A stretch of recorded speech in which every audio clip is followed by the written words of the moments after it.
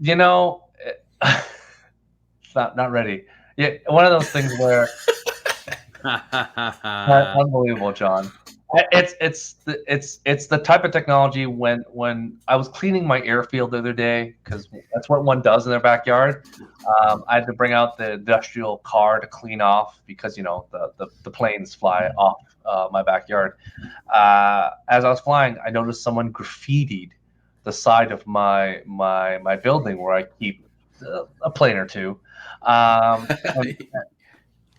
And I don't want to brag. And on it, it was very confusing because it had the color signia of Venice, but all written there. But it tell me, Rob, does this make sense to you? On a dark desert highway, cool wind in my hair, warm smell of colitis rising up through the air. Up ahead in the distance, I saw a shimmering light. My hand get heavy and my sight grew dim. I had to stop for the night. Again, It's like a modern day Dr. Seuss. where is this from, John? Would you happen to know where this lyrical interlude is from, and what one of the most famous songs ever made or written? Everyone should know. I don't know. I don't know. Maybe I don't know. It's not on my daily playlist. That's what he's trying to tell us, to trick us to let. That's what it is on Vance's playlist, but it is what it is. So thank you so much for joining us today on the Heroes World Quarantine podcast. I am one of your hosts, Dupay. With me is the owner and proprietor of Heroes World, that'd be Mr. John Host. Say hello. What's up, people? And then one of our variants, call sign Trouble, Mr. Rob. What's going on, everybody? That's again as everyone knows, you don't get to choose your call sign. Right. Call sign is given to you. It's usually something you don't like. So when we call Rob, thankfully you didn't call me syphilis. Oh, now we will. There's a cure for that. There's no cure for trouble. So that's the difference. Welcome as we talk about the could possibly be the greatest movie of all time. To some people's opinion.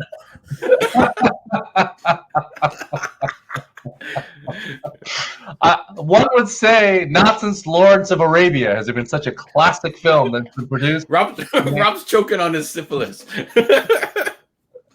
What like a phoenix rising from the ashes, built, of course, from this is a sequel to I think we talked about it. You two talked about it on the Sidekick show, 1986's Top Gun movie. At that point, was rated 57 on Rotten Tomato. Not even rotten. Not even it was a rotten. Not fresh. It was rotten. Audience score was 83%. Lots of people love that film. I think the music is the one thing that carries on, just like some music from the 80s. The Beverly Hills Cop theme, Top Gun, Danger Zone, and I think Ghostbusters are the top three songs that have come out from the 80s unscathed and just works out no matter what you do. Rob, you look perplexed. Is there another song in the 80s that you think would fit in the pantheon? Flashdance, Maniac would be, I guess, top four. I would have said Don't You Forget About Me from The Breakfast Club. Oh, okay. Okay. All right. Top you five. gotta throw John Hughes in there, but I agree. Top Gun. Its soundtrack was definitely up there. Because I look back and I think about it. That's a quick tangent. Those four, like the Danger Zone, Ghostbusters, and the what was the other song I said? Beverly Hills Cop theme. Yeah. That Axel F. Axel F. is played at every stadium, played at like every live event, played at like all over the place, and I think that carries weight when your song kind of carries over. Do you guys remember the Canada's Wonderland Top Gun ride? Yes. What song did they play? Was it Danger Zone or was it the Top Gun anthem?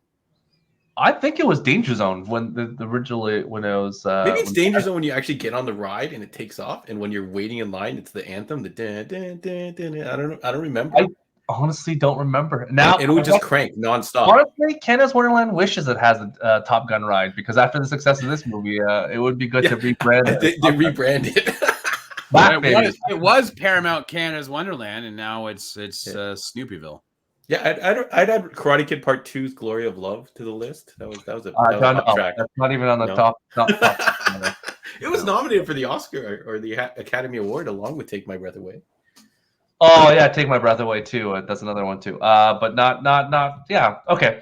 Yeah, and not even including the Beverly Danger Zone and the whole Top Gun theme itself. So, anyways, we're here to talk about it. We were jazzed when this movie first dropped. The release date, I believe.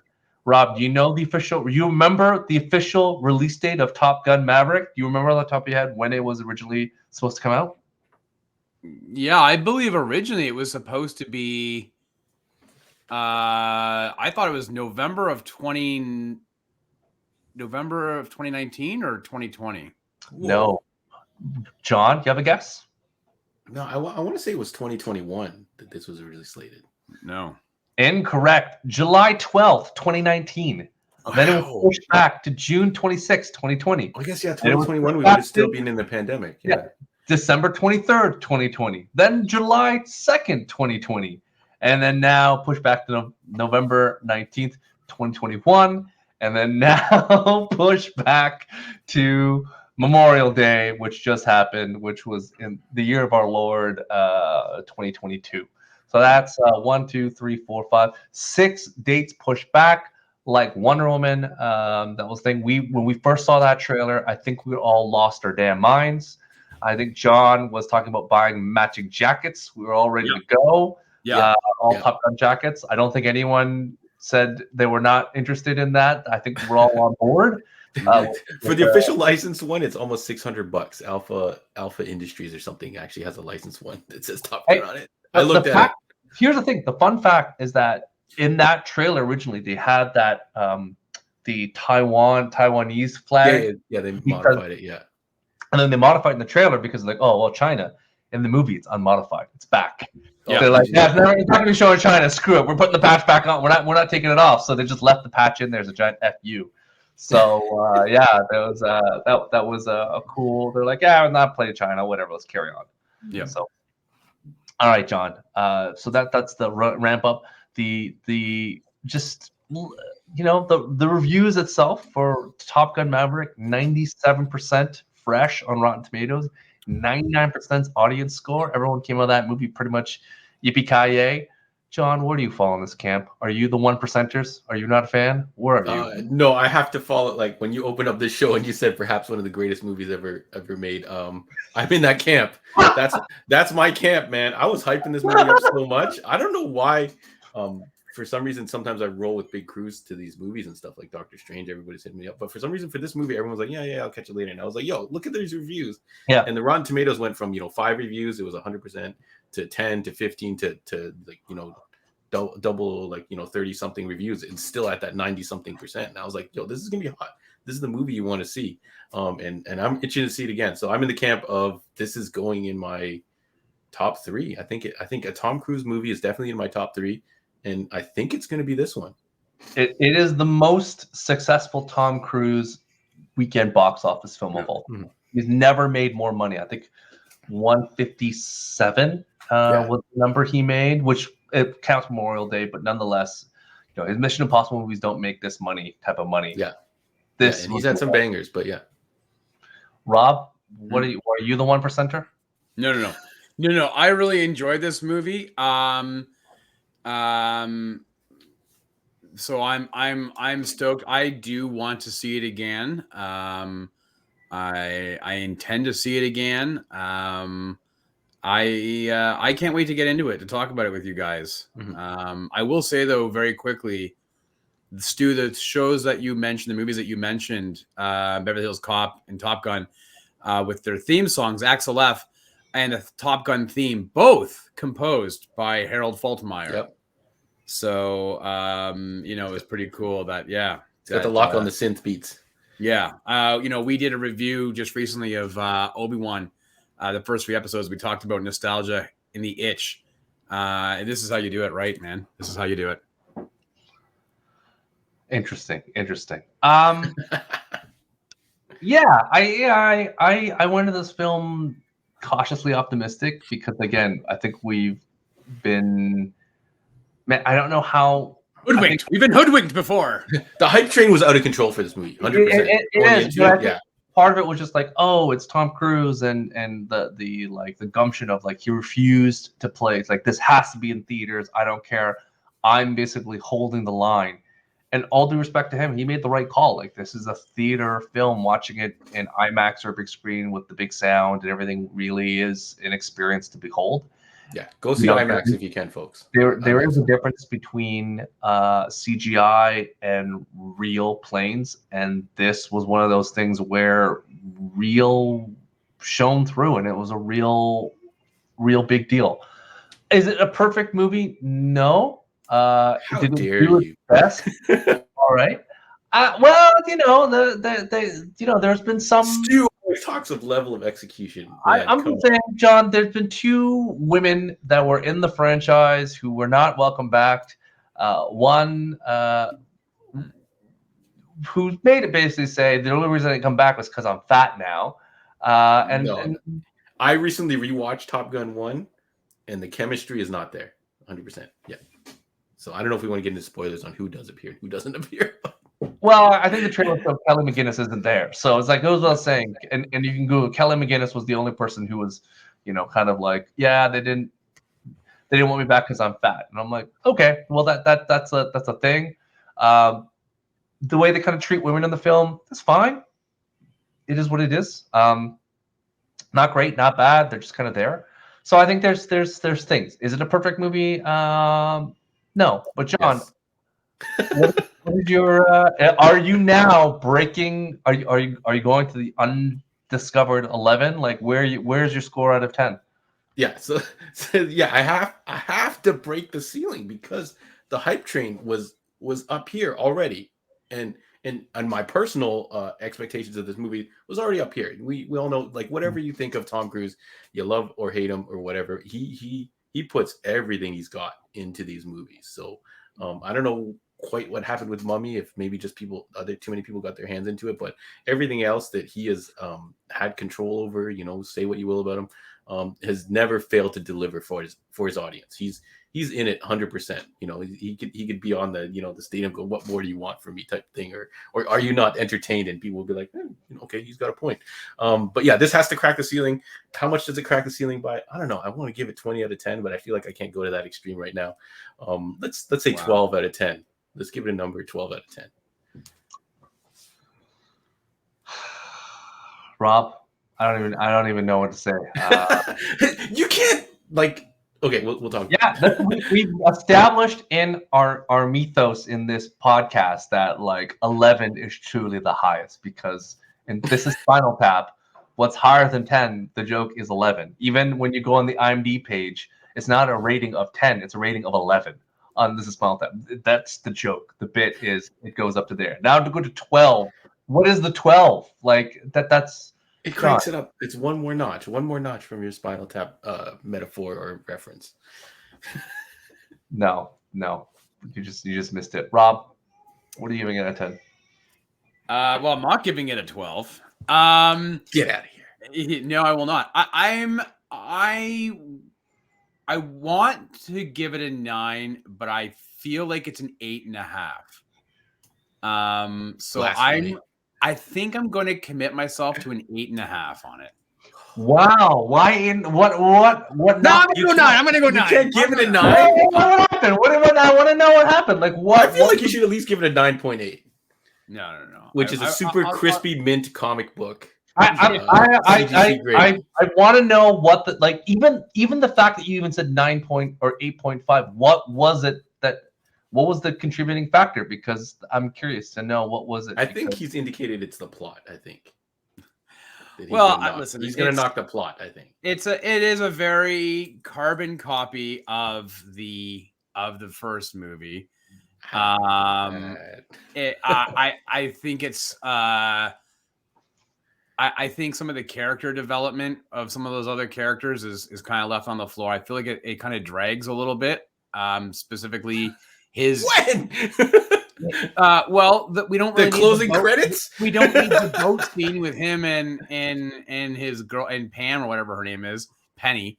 Penny, I felt like it kind of. I felt like it kind of dragged a little bit. Like I felt like that boat scene was really kind of unneeded. And so there are just some moments where I'm like, I feel like the momentum of this kind of it revs down when for the most 90% of this movie, it's high octane. When it does rev down, I feel like it just doesn't serve the story purpose. So I really like it. And I there's a lot of very small nuances that I noticed throughout the movie, is specifically with the sound, that for me heightened the excitement level of this movie. So I do want to give it a 9 because I think it was so much fun. But if I want to be critical about it, I think it's got to be an 8.5. You just gave it a 9.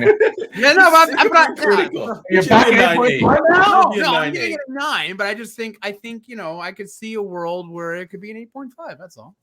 I'm giving it a 9. Howard. It's an 8.5. That's what it is. Is that I'm giving it 8.5? 100%. Not a 9. I don't. No, the second act is rough. The second act is rough. Like it doesn't really. The first and the third act are so incredible that, like, Act 1 was like so much like I was basically vibrating in my seat. Going, oh my god, this is the bee's knees. And then I went to D-box and I was literally vibrating. Act 2 just kind of went down, and I'm like, oh, they got to pull this back up. And then all of a sudden, it became behind enemy lines, and I'm like, I'm back up, I'm back in. So I'm like, I was waiting for Owen Wilson to show up. I'm like, where's Owen Wilson? Like, I'm ready. Gosh. Have you even seen Star Wars? Flying the plane.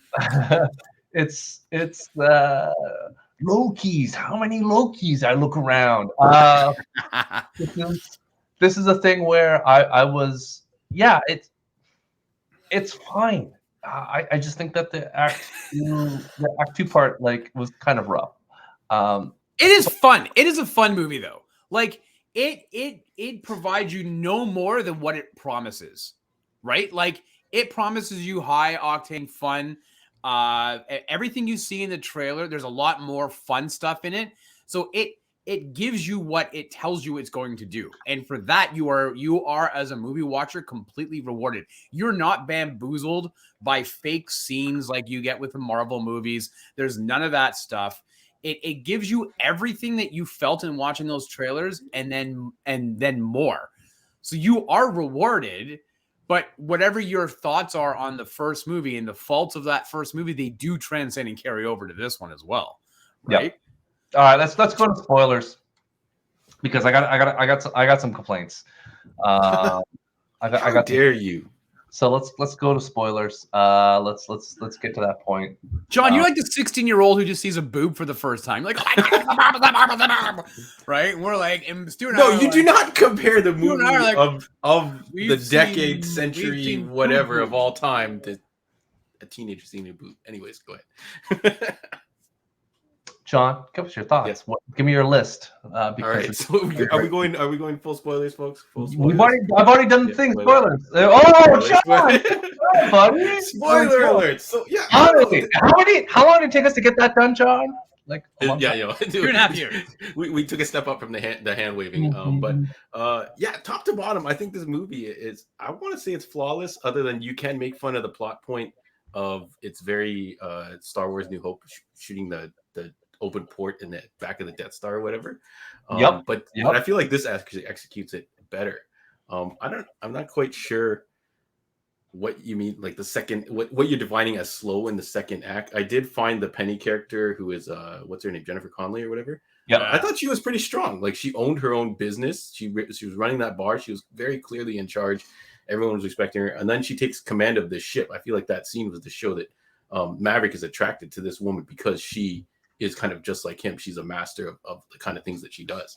But just everything that from I like when the early scenes when Tom Cruise puts on he pulls the tarp off the old motorbike and then puts on the old jacket, I was like tearing up. I was like, what? Why am I tearing up at this scene? He's just getting on an old motorbike.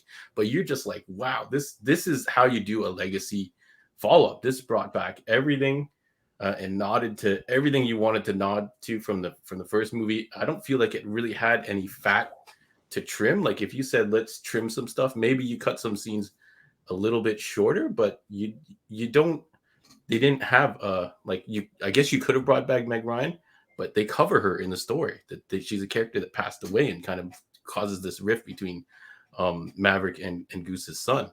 So it's kind of like you could have put her in there, but then it could have been a scene that was cut. Like I feel like they put a lot of thought into this. I really liked all the cast. I felt like there was a lot of character development for these kids. It was almost like Tom Cruise is mentoring these, like in the interviews, he's basically mentored this new generation of young actors into kind of his school of acting, which is flying these freaking jets for real. Like, I don't know how you top that. So if we're going to talk about level of execution, to pull this movie off and not have it come off as inauthentic and, you know, a spectacle of technology like CGI and things like the Disney Plus and other things are just relying on so heavily. It's astronomical, all the things that had to come together. There's a shot of Tom Cruise taking off in a jet from an aircraft carrier. Like, who is ever going to do that? Like, I don't think that's ever going to happen again in our lifetimes. So I feel like just everything that you could have hoped that this paid off. And then, like you said, when they come back and they're behind enemy line, I thought the movie was over. I'm like, I'm satisfied. They pulled off the mission. Nobody died.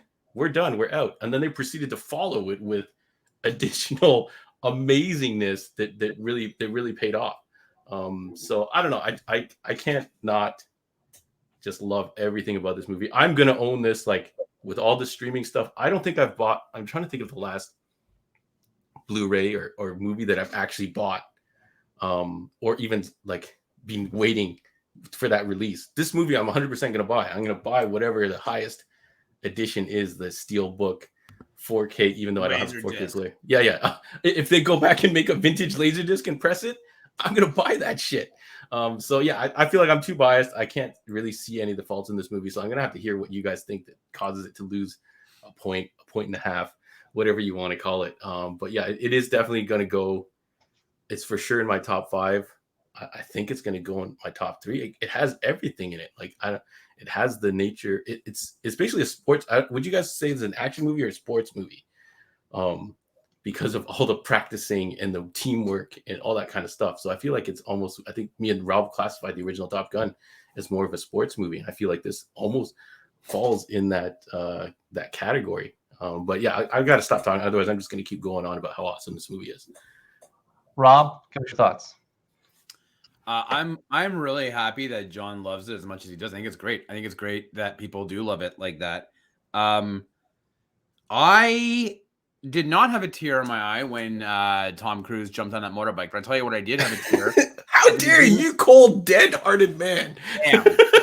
At the beginning of the movie, when I saw the roadway give way to lightning, and the title box said Don Simpson, Jerry Bruckheimer production, that got me because Don Simpson famously had, he'd passed away. It's got to be 20 something years ago. I think the last movie he did was The Rock when he was a producer with Bruckheimer. So the fact that they included Don Simpson, Jerry Bruckheimer production on this really got me. And then obviously you get into that famous song to kick off the movie, right, on the helicarrier. And the nuances I had kind of touched on earlier, the sound. So my son and I, we saw it big screen. It wasn't the IMAX screen, but it was a big screen. And when he was fighting, flying the stealth jet, right? And towards the end of the movie, when the stealth, the newer generation jets were doing the dogfight, my chair didn't vibrate. I wasn't in a special chair at all. It was just the sound. But when he was in the F-18s and then the F-14, like the sound of the engines was audible and tactile. Like you could feel, like I said to my son, I was like, holy shit, is is your chair vibrating? Because you could feel the rumble of those engines juxtaposed with the slickness of that stealth bomber, and then the newer version of the unknown countries jets. Like I thought, the fifth gen fighters, I think they yeah, were. fifth gen fight, Like like that. those, the nuances of making the sound like that. Well, like maybe some people didn't pick up on it, but I felt it, and I was like, holy shit! Like that was. Tony Scott did a fabulous job with the first movie. To have Joseph Kosinski then step in, and you know, one up essentially Tony Scott. I was really impressed with that. I really did. I enjoyed that opening scene. You know, when he's testing out the jet. I was like, yeah, okay, fine. But for me, like probably my favorite moment was when John Hamm, who was a wicked, you know, bad guy. I was just loving it. He was eating that scenery and chewing it and spitting it out with Big League Chew. But when he's saying, I'm taking over, Maverick's been grounded, and all of a sudden you hear Maverick on the radio talking to the comms guy, and you realize he is showing his students that you can make this mission and this run. Watching that, white knuckle. I was like, oh my, like it was just like, you know, like the logical part of your brain says, oh, obviously he's going to make it, but you are just enraptured watching it, right? Watching it happen. You know, I telegraphed myself. I said, he's going to give up his life for Goose. And that's how it's going to end. Well, you know, when things happen, it didn't surprise me, but what surprised me is that it kept kind of going. Sorry. Yeah, you gotta get that COVID cough in. That it kept going, that there was more to it, right? There was the behind enemy lines aspect, and then pulling out the F-14, right? The old school, you know, with the pulling that wing. Hey, all of us on the G.I. Joe fans had that, you know, you pull the wings and the wings popped out on that jet, right? So it was a hell of a lot of fun to watch that. You know, it was the definition of a fun popcorn movie-going experience. And I think when you compare it to the Marvel fanfare that we've been watching of late, because that's really been the biggest popcorn movies we've seen, these superhero movies, this sets itself apart by not being overly convoluted and just kind of giving the audience just a lot of fun to watch. What drove me a batty, guys, is I'm the elder statesman, I think, on this panel. There's Tom Cruise has got a number of years ahead of me. I'm getting gray. It's very obvious that Tom Cruise is not able to maintain that super black, rich. You look fantastic in this movie. But you know what? It kind of irritated me a little bit looking at him going, bro, like it's so obviously dyed. Like, why are you holding, like, for whatever reason, every time I thought his hair in the wind, and I'm like, dude, you're gonna dye that shit anyways when you get older. I am not gonna dye my hair. So yeah, you know what? It was a lot of fun. I wish that some of the other characters, like Hangman, like I wish we got more of him. Like I wish that there was more. He was great. No, we didn't really get a lot. He was really relegated to the side. Like there was a lot of promise of him versus Goose, and when they made it, it was Goose versus Maverick, right? I thought the inclusion of Val Kilmer as Iceman was great. That was not his voice. Like he didn't actually record that dialogue at a computer. Yeah, I was reading it was generated. Yeah. It's just like I'm trying to mute my microphone. Yeah, it was done, but I loved what they did with him. I thought it was a really nice. It was touching. You know, it was touching in a way that it wasn't exploitative, and I thought that was a really fine line to walk. And I thought they did a great job. So. I'm very happy with this. I will buy it as well, John. I will watch it again. I think it's a lot of fun. I want to go to the theater to see it. If people haven't seen it in the theater, they really do owe it to themselves. It's a fun movie, and it gives me nothing more than what I expected and nothing less. So I'm happy with it. Yeah, it's one of those films where, upon reflection, good and bad, I feel. Like, John, to your point, Jennifer Connelly, that whole arc was still kind of wasted. That's my problem with it. Yeah, she took sailing, but that didn't that could have been done really quickly.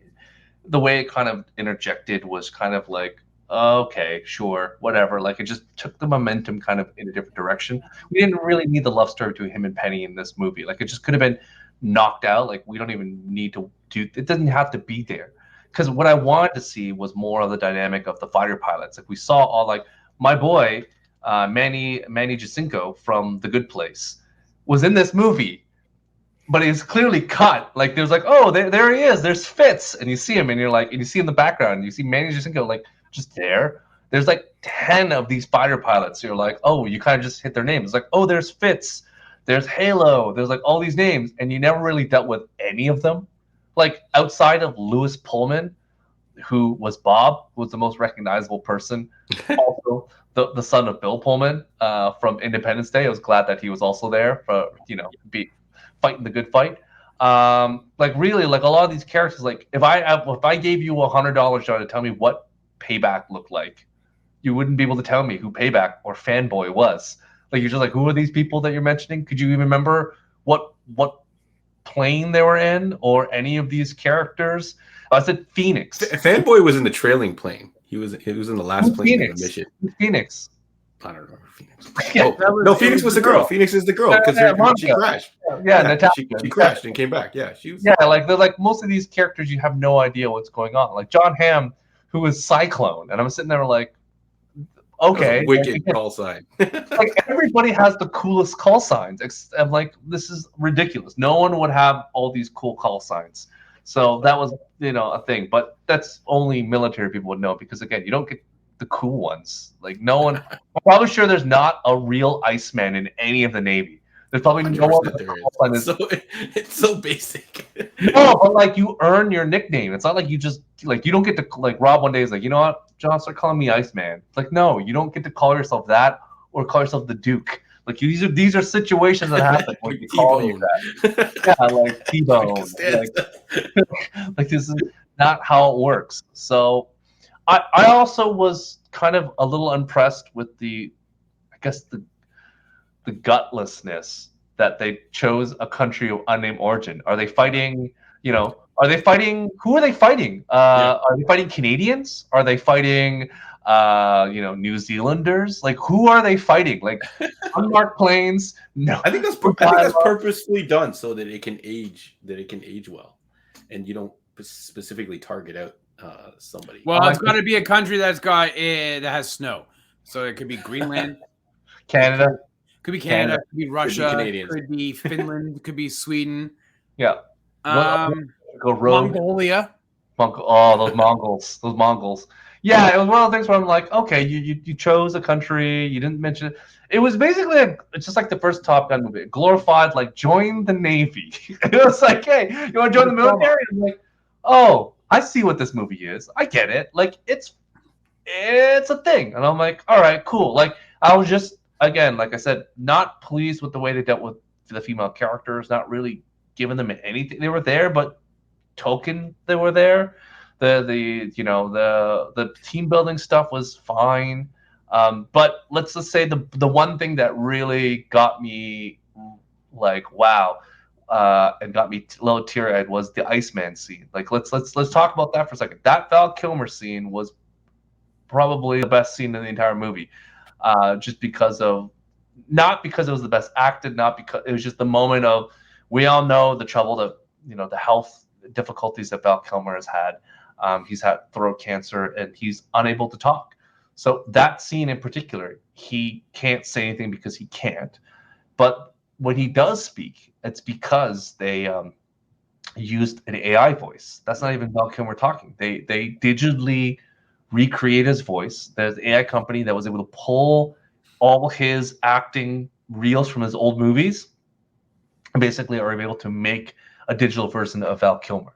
So that is an AI of Val Kilmer talking to thing about like how Maverick, the Navy needs Maverick, and Maverick needs. Yeah, I like the way they wrote it. They wove it into the story that his health issues. Yeah, that's a good way to incorporate and allow this actor to perform and participate in it. But the idea that Iceman actually rose through the ranks, took promotions and all that stuff, and then became the safety net for Maverick, to kind of show that he's been kind of like living the same recklessness that he always has, and this Iceman bails him out, and then he passes away, and then his net is gone.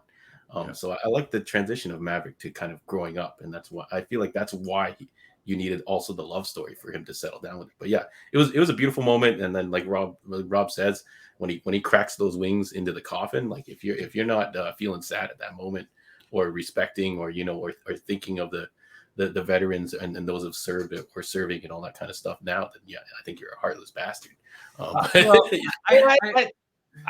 Yeah, I think the more fun moment was when Iceman goes to the thing, is like, who's the better pilot? And Tom Cruise goes, we're having a moment. We have a great moment. It was really like a lot of laughing was happening when that happened, right? Well, it was because leading up to that, the fact that Kilmer wasn't speaking and he was typing out through text messages and stuff on the screen. Oh yeah, on this, he kept pointing to the screen. Yeah. And he was acting like, Val Kilmer is a tremendous actor, and he was acting with his eyes, with his face. His face is not the way it used to be because of all the radiation and everything else. It's got, like, we all know. If you haven't checked out Val, his documentary on Amazon Prime, I highly recommend you go ahead and do that to give you a bit more context. But he was like, his acting in this without a voice was just unbelievable. And that's why I said it wasn't exploitative. It was just so poignant. And you're right, Stu. Like, when he makes that joke at the end, holy shit. Like, it brought you out of that mournfulness, that sadness of almost morose. Like, you just feel so bad. It brought you out of that. You're like, oh my God, it was just so funny, right? So I thought it was a really great way to pin that relationship. And I think, Rob, that's a good point. I think we are spoiled, I guess, spoon-fed Marvel jokes where they make jokes for the sake of making jokes in certain scenes. Yeah. But that one, you needed that breath, that levity, because it was so like meaningful to those two guys. Because all the rumors of basically said Tom is like, I'm not doing this movie without Val, and like this matters to me. Like, he has to be in this movie, and for him to get that done and for them to share that scene, and probably being the last time that Val Kilmer acts in potentially a film, at least in this kind of capacity, like it's meaningful. So it was kind of really nicely done. It was landed correctly. But let's jump quickly. Miles Teller, John. Richard, where are we at here? What are your thoughts? Like, this was a very contentious thing because the movie came out and you found out, oh, Miles Teller is basically Goose's son, and there's going to be a whole story arc to it. Like, what are your thoughts to this? Yeah, like I said, I thought they did a great job with it, creating the rift between him and Maverick, and using the Meg Ryan character to help kind of facilitate that and cause him to pull his papers. But he looked really good. He even rocking the mustache, and in his height, I didn't know he was. Like, I know a lot of people make fun of the whole Tom Cruise hiding his height thing, but I feel like they didn't do it at all in this movie. They did not. He towers over Cruise. So if that was a thing that was with Tom Cruise before, he's learned to drop it, or whoever's, or maybe he's got enough control that he's like, you know what, I'm this tall. That's how it's going to go. But I think the guy who plays Hangman was also up for that role. And they ended up going to Teller, and then they increased the Hangman role. So I do kind of, because I really liked his portrayal of Hangman. I really liked how he looked and his attitude and all that kind of stuff. So I kind of questioned if they got flipped, but I liked it. I liked the dynamic. I did question, like, there's one line where he's like, "Talk to me, Dad," and you're kind of like, why would he know to say that? But it still felt right in the moment. But them working it out at the end. My favorite scene with them is at the end where he's like, "I saved you. What the hell?" Like, and then he's like, "I did what you said. I didn't think I saved you." And then he's like, "Okay, yeah, you're right. That's what I just taught you, right?" So it was a great moment, and then to have them in the vintage aircraft at the end working together was fantastic. So yeah, I'm a fan, and I hope that we maybe see more of them. But if we don't, this movie stands alone as an amazing piece, I think. Rob, Miles Teller. Yeah, I really enjoy Miles Teller as an actor. I think he's except for Mr. Fantastic. Yeah, sorry. Except for Mr. Fantastic. No one chooses to remember that movie. I don't know. You're like, what are you talking about? I don't remember this Mr. Fantastic film. No, I don't know what you're talking about. No, never heard of it. I mean, John Krasinski, yes. So I really enjoyed him in this role. I thought, he has obviously a bit of a resemblance. Maybe it's because of the mustache to Anthony Edwards. When he's doing the Great Balls of Fire. So, that was fabulous of him. On the he learned to play that for the role. Yeah. Like that. Here's my problem with this character, though, is that it's very wishy-washy in how they wrote it. Is that he's angry, right? He's angry. He was held back 4 years by Maverick. He's off to prove something. He's supposed to be one of the best of the best. They set up this battle between him and Hangman, and yet he is afraid of taking chances. Like they really hammer home that he doesn't take any chances. He holds back. He's fearful. And I don't understand what the motivation was. His dad perishes. He falls in his dad's footsteps, and he's trying, I would have expected him to be reckless. Like, I would have expected him to be so reckless that Maverick's like, I got to reel you in because you're way out of control. You're living up to something that doesn't exist. Like, that's where I think that character probably ought to have gone. And I like the fact that he was like perfect. He was like trying to be perfect, right? By the book. But but to a fault, not by the book because he's like a book nerd. He was like, I'm not exceeding the speed because it's not safe. Well, but that's not your job. Like it didn't. Why do you have all this anger? And why are you the best of the best if you're not willing to push the limit on anything?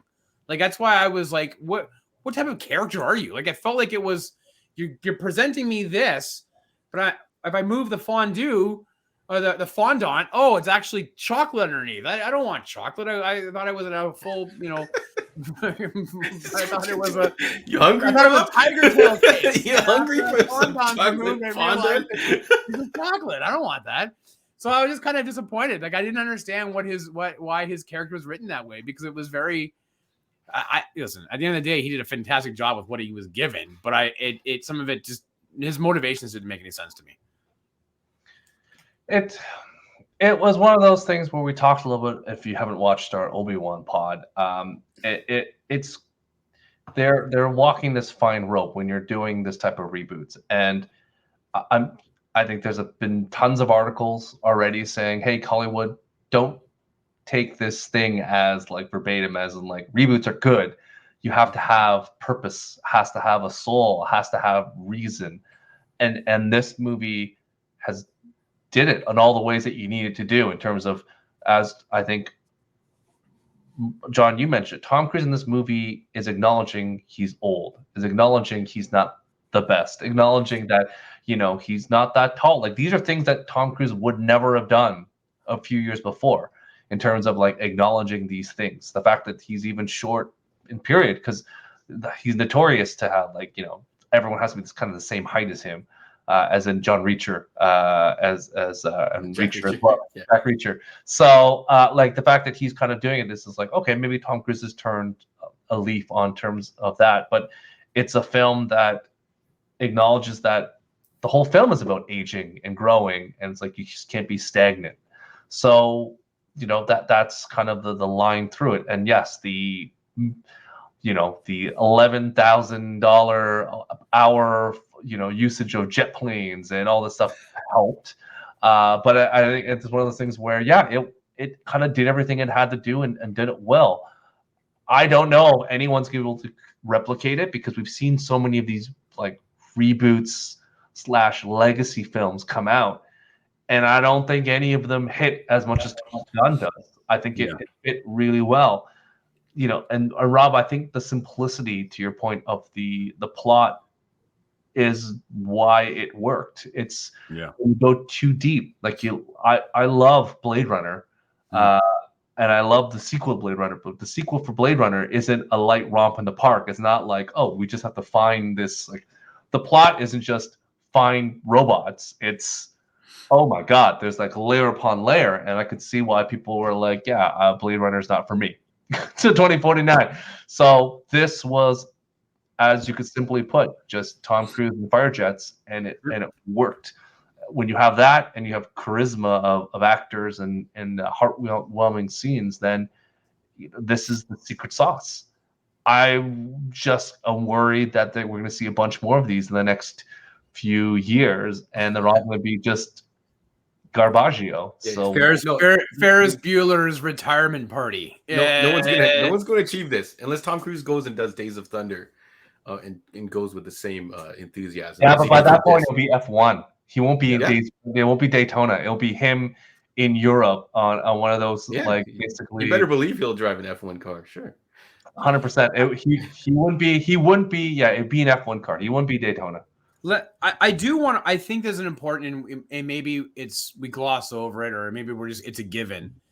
But I think a lot of credit for this movie has to rest on the shoulders of Tom Cruise. I'm not the biggest Tom Cruise fan. I'm not a big hater, but I've kind of always, I feel like he's done something really special with this movie. And maybe it's because he fought so hard to not put it on Paramount Plus streaming, to not, he went out and he told the exhibitors and the theater owners, stick with us. Trust me. This is going, like, I will, Stu, you mentioned at the beginning of this show here, I'm holding it. We are not going to go on streaming. He even had that, that little 2-minute intro clip thanking the theater, the movie watchers for coming back to the theater. Yeah. Like, he has put a lot of himself on this, on the outside of the movie, and then on the inside of it, like watching it. Like, I felt he taught these kids how to fly in real life. Like, I felt such an appreciation for his passion for this that I think that really elevates that feeling. Because I'll tell you, we've seen other movies in the past where they've taken the IP, the name, and they've made it with a new cast of characters. They could have done this without Tom Cruise. It could have been Rooster versus Hangman and this and that, and you would have had a Tom Cruise cameo, and that would have been it. And they were cashing on the Top Gun name. That's not what we got here. And I think that is due to Tom Cruise, and I think that it succeeds because of Tom Cruise. So I know it's stating the obvious. Ghostbusters, cough. Right. Afterlife is very good as well. Yeah. No, I'm talking about the other Ghostbuster film. Right. Yeah, the 2016 one. Yeah. Yeah, the one where they slap the name on it, and they're like, "Here are the new characters," and you're like, "Oh," and basically Rob alluded to, it's like, here are 4 new characters based on the old ones. You're gonna have a couple of the old characters show up in cameos. You're gonna have Chris Helmsworth as the comic relief secretary, and Ghostbusters. You can't go wrong. And you did. Yeah. So I've never seen it. I have no clue. It's on Netflix. You can watch it. But I think Rob's right. It shows that, I've watched a lot of the press after the fact and all of the interviews, that Tom Cruise has taken on a mentor role, like almost a school of how he does what he did. And I feel like it really shows in all the performances in this movie. Like, even though I guess the younger actors, maybe we could have seen another 10 to 20 minutes of focused on maybe their story somehow. But like, whenever you see them, like, there's one point where Hangman, he's not even in the shot fully. You see a part of his face, and he's like flipping a toothpick in his mouth. I'm like, man, that's freaking cool. Like, just some of the stuff they did in the background. I think they were all bringing like their A game, even if they were delegated to. Yeah, they did mention that the demographics of this film, in America at least, were mostly Caucasian, but also mostly older folks. So Tom Cruise brought back the older folks to watch this film, and it begs the question. We talked before about Hollywood A-listers and movie stars. After what happened with Will Smith, is Tom Cruise the last movie star? John, is there anyone left? I think there's definitely, like, I don't know other stars as much as I know someone like another one. I'm just saying, if you can't name it, they're not movie stars. Like, would you not name like guys like Robert Downey Jr. and stuff like that? Like, I feel like Gal Gadot. No. They're big. They're as big stars. Yeah. No one can tread this same path that Tom Cruise has done though. Now it's like Robert Downey Jr.'s other films outside of Iron Man and Marvel movies, like Dr. Dolittle, like, it's shown that it's like anything outside of that, not good. Gal Gadot has done the Wonder Woman film. She's done a movie that we can't talk about, Death on the Nile, because of a alleged cannibal, and a former interest in the show, former friend slash I would say partner, and which shall not be named. I just think that at the end of the day, Tom Cruise's name and Tom Cruise as like an actor in terms of a movie star, he is. You could make an argument before the slap happened with Will Smith. They were the last two standing. Brad Pitt. Oh yes, Yeah, Brad Pitt. you think Brad Pitt? Phenomenal. Because I think you raise a very interesting point, I think Stu. Brad Pitt picks good projects. The people that you are bringing up are the derivative of the characters they're portraying. That's why I would never say Robert Downey Jr. I think he's a movie star, but he's not a movie star like a Tom Cruise, because it's the character that is the star of Tony Stark, not really Robert Downey Jr. Because the Doctor, his Sherlock Holmes movies made okay money, but they weren't knockouts. Dr. Dolittle shit the bed, right? Like, so I think you're right. Tom Cruise may be the last dying breed of the Hollywood star, where it's not the character that's important, it's the actor in that movie. Name is the name that works in international markets. He has like a bunch of action-y type movies that can get big Hollywood films to throw money behind them still.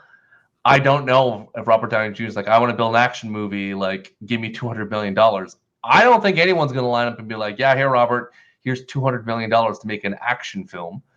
No, but I would think Brad Pitt is one. I mean, I think an argument could be made that Keanu Reeves is in that right now, is not at the same level as Tom Cruise, but he's in. We're going to find out with Bullet Train, because if Brad Pitt doesn't make money, then the argument is dead.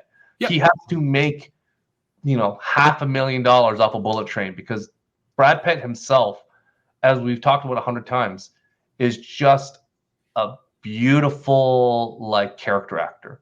He's not a star. He's just a character actor who's just ridiculously good looking.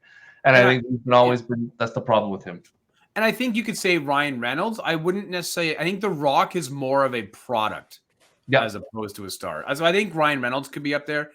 But you're right. Most of these actors that you would consider to be Hollywood movie stars, like the Gal Gadot, it's because she's Wonder Woman. Wonder Woman is a star. Do you know what I'm saying? And sorry, Fast Furious fans, Vin Diesel's not a movie star. Can you name another Gal Gadot movie, John, that made over $200 million? That's not Wonder Woman, and not Fast and the Furious. Yeah, not Fast. Yeah, again, you're naming someone very specific that name franchise. Yeah. Because I look at the other movies, she was in that terrible John Hamm movie with Zach Galifianakis and Keeping Up with the Joneses. She's going to be in this alleged Cleopatra movie that keeps getting moved around, and who knows when that's going to be. There's no way that movie's going to make money. She's going to be I don't see it making. But they're also, though, Stu, we're also in that we're maybe coming out of it now, but we're in a 10-year cycle where people were making these direct-to-streaming movies too, right? Chris Pratt's and all these direct-to-streaming but Tom Cruise wouldn't do direct-to-TV. Tom Cruise doesn't have to do direct. I think if he's I'm a movie star, I do. He's never done TV, right? Picture films. I do. I don't think he's ever done. Chris Pratt has done it, but Chris Pratt's not a movie star either, because outside of Jurassic World and the Guardians, he's kind of, we'll see, his other movies. There's that show coming out in a couple weeks, so we'll see. Yeah. But there was Will Smith, and Will Smith is now unusable. And other than that, Bad Boys is still happening. Bad Boys 4 is still happening, according to. I guess you could say maybe.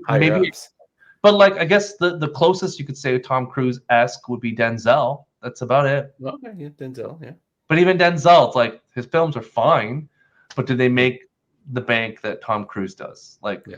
It's just Tom Cruise is in a league on his own, and it's passion projects, weird movies that he does, or it's Mission Impossible films. It's rotating back and forth. So he is that is his franchise. So I'm in.